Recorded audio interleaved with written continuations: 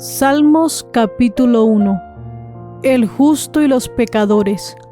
Bienaventurado el varón que no anduvo en consejo de malos, ni estuvo en camino de pecadores, ni en silla de escarnecedores se ha sentado, sino que en la ley de Jehová está su delicia, y en su ley medita de día y de noche.